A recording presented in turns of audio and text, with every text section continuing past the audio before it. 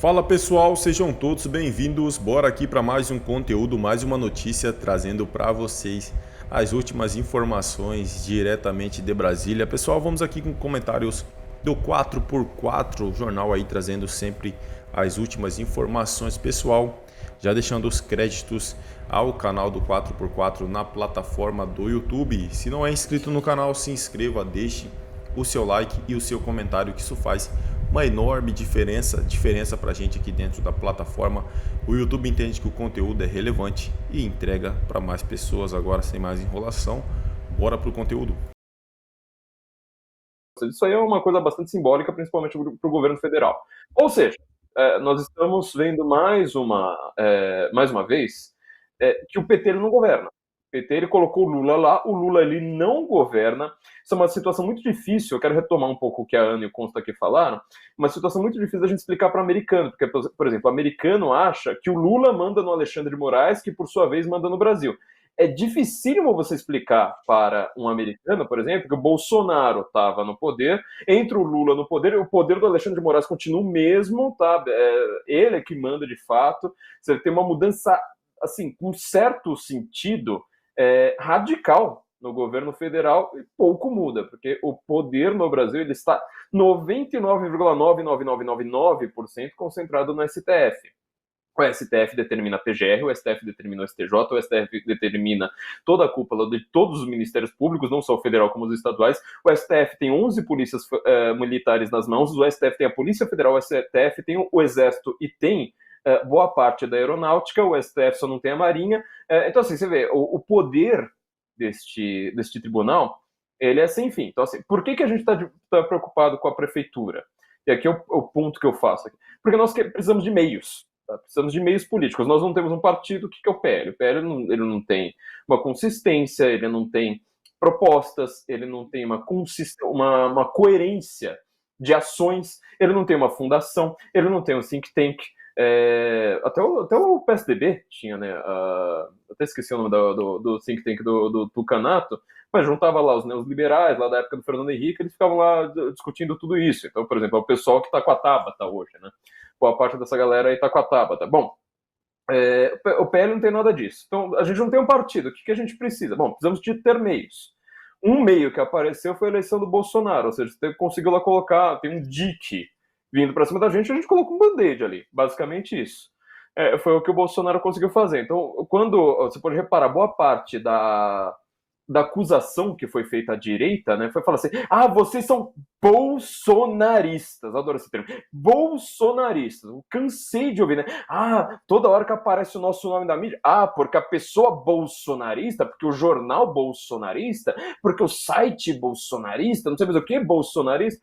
Eu tinha um monte de críticas ao Bolsonaro, entendeu? Só que assim, eu preciso de um meio de ter uma atuação agora, você conter um pouco do comunismo que estava vindo ali, foi a eleição do Bolsonaro, e vai continuar sendo por um bom tempo, não adianta, ele é a figura política do Brasil.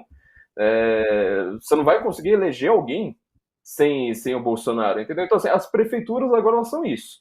O que é bizarro que acontece no Brasil é que boa parte dessas figuras políticas que estão surgindo repentinamente, elas simplesmente acreditam no sistema, ou seja, vou ganhar voto principalmente pela internet, lacrando, fazendo lá uns videozinhos, uns cortes, sendo que você tem justamente esse sistema como um dos grandes problemas que nós estamos enfrentando, que nós estamos denunciando, inclusive internacionalmente. Tá? Por isso que essas denúncias que a Ana falaram aí que a Ana falou são muito importantes. Ou seja, para mim, toda a prefeitura, você quer saber de uma prefeitura no interior de Rondônia? A minha questão com aquela prefeitura, quando você está vivendo no regime de exceção, não é, olha, você vai asfaltar a rua ou não? Para mim a pergunta é, você é a favor do impeachment do Bolsonaro ou não? Ou seja, você vai pegar esta máquina pública, que é cara, que é complicada, que é cheia de gente, que ela é, como a gente sabe, né, muito maior do que deveria ser. Você vai aproveitar essa máquina para fazer pressão pelo impeachment, você vai fazer uma pressão para diminuir o poder do Supremo, você vai pegar toda essa máquina, secretarias, assessorias, não sei mais o que, sabe? É uma coisa muito grande, muito poderosa e que é direto com o cidadão. Porque a gente está falando aqui de município, às vezes município que tem 20 mil habitantes e tem uma prefeitura com 17, 18, 19 vereadores, entendeu? Você vai usar essa estrutura para diminuir o poder do STF ou para ficar lambendo o STF? A gente viu que, por exemplo, em São Paulo, o candidato da direita, que foi eleito governador de São Paulo, está lá todo beijos e afagos. Então, assim, a situação é muito mais complicada do que parece. A gente aprendeu com o professor Olavo de Carvalho de olhar o poder, né, fazer uma análise do poder, não olhando a estrutura que está lá, assim, o legislativo legisla, o judiciário só julga, ele só age quando ele é provocado. Isso é o tipo de bobagem que você escreve numa prova de concurso, para você passar num concurso. Mas para você fazer uma análise fria da realidade, aí você precisa ter uma análise de fato mais científica. É isso que nós estamos tentando fazer. Prefeitura, todas essas prefeituras só tem essa pergunta. Essa pergunta nunca é respondida embaixo de prefeitura alguma. Olha, a gente viu agora há pouco que a Joyce Hasselmann, candidata a vereadora em São Paulo, não foi eleita e ela teve 1.666 votos. Eu não vou dizer quem foi a pessoa que me enviou, mandou Alguém assim, me manda esse meia, vídeo, pelo amor de Deus. meia, capeta na veia ou na veia, mas deixa para lá.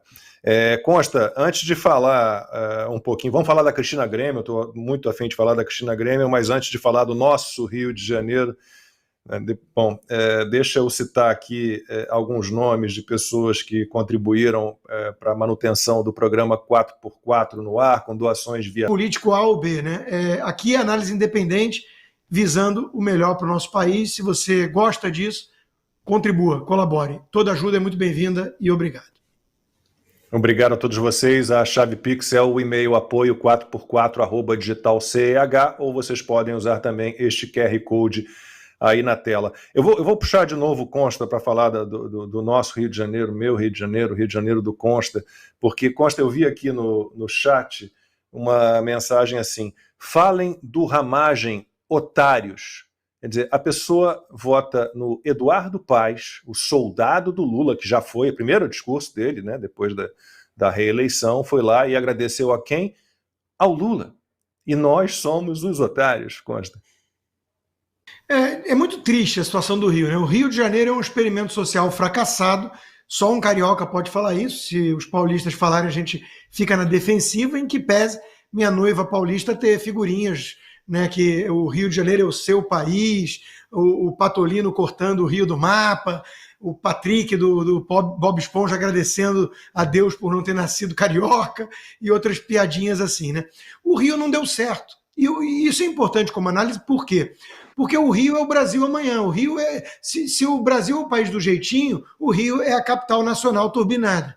Então, o narco-estado que o Brasil está virando, no Rio já é realidade há algum tempo. O centrão fisiológico, os esquemas correm solto, o Rio é o lugar do Brasão, o Rio é o lugar dos 5 governadores que foram presos, né?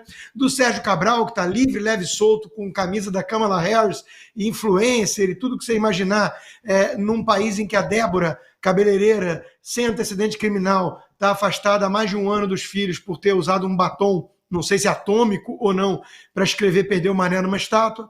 Então, esse é o Brasil, e o Rio de Janeiro é isso, né? A cara do Sérgio Cabral e Duda Paz. Então, quem é o Duda Paz, né? De forma muito resumida. Um cara que acorda cedo, trabalhador, nervosinho, segundo a turma do Odebrecht, né? Bom gestor, seja lá o que for. Ele é o cara da ligação para o Lula. Pô, Lula comprou um sítio, parece como se fosse em Atibaia, sei lá o quê. É uma Maricá. É um malandro, é um malandro brasileiro, é um malandro carioca. É um malandro carioca, né? Então, nada disso, ele é um gestor, um cara que acorda, nada disso poderia superar o que ele representa em relação a esses esquemas e tudo, né? Aí surge um cara sério como o Ramagem, um cara que é capaz de dar um choque de seriedade na gestão da capital do Rio de Janeiro, e fica com 30%, e o Duda Paz é reeleito no primeiro turno.